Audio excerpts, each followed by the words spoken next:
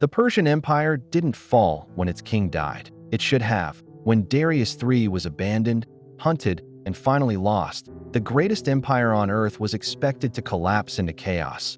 Just another broken power erased by conquest. But that's not what happened. Because the man who defeated Persia didn't come to destroy it. He came to take control of it. Alexander the Great stood at the center of a dying empire and made a decision that would change the nature of war itself. This was no longer about victory, no longer about defeating an enemy. This was something far more dangerous. He was about to turn the Persian Empire into his own weapon. With the death of Darius III, the Achaemenid Empire did not disappear. It fractured. From the outside, it looked like the end. A king gone, a capital taken, an army broken. But beneath the surface, the structure of the empire still existed. And that structure was powerful. Persia was not just a kingdom. It was a system, an immense network of satraps, governors, noble families, military leaders, and administrative officials, all connected across vast territories stretching from Anatolia to Central Asia. Without a central ruler, that system became unstable. Satraps began to act independently. Some sought to maintain order. Others prepared for resistance. Many simply waited, watching, calculating, deciding which side would guarantee their survival. Loyalty, once directed toward the king, now had no clear destination. And yet, the empire still held immense strength. Its roads still connected distant regions. Its treasuries still contained unimaginable wealth. Its armies, though shaken, were not completely destroyed. Its administration still functioned. This was not collapse. This was a power vacuum.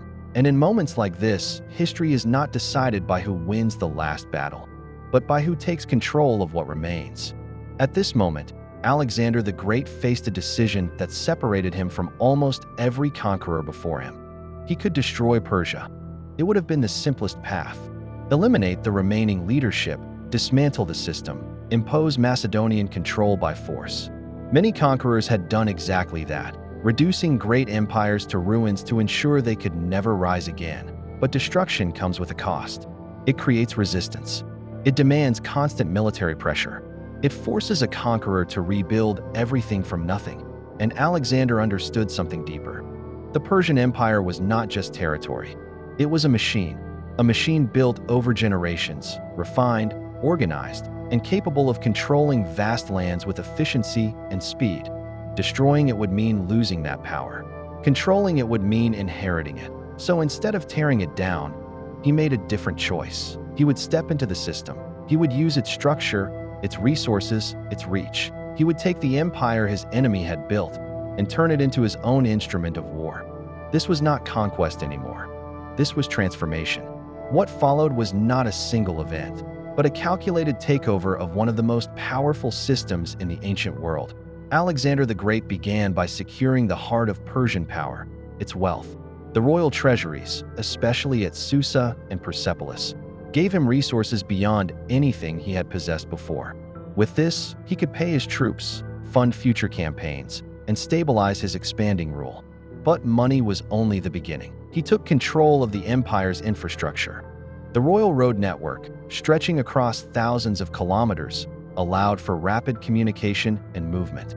Orders could travel faster. Armies could mobilize with precision.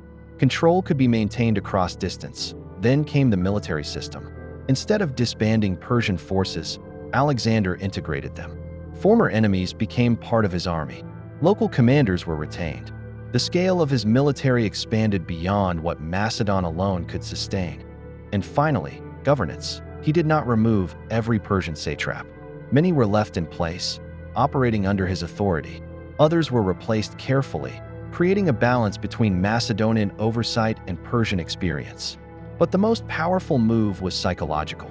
Alexander did not present himself as a foreign ruler. He presented himself as the successor, the next king, the center of the system. And in doing so, he changed how the empire saw him. He didn't replace the machine. He became the one controlling it. But taking control of an empire is never clean. And not everyone accepted what Alexander was becoming. Within his own army, tension began to rise. The Macedonians had followed him across continents, fought battle after battle, and defeated Persia through strength and discipline.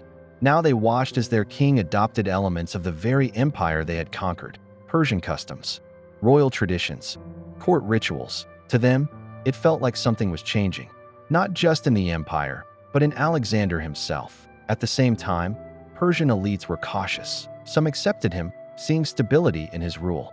Others remained uncertain, questioning whether this new king truly belonged, or whether his control would fade with time.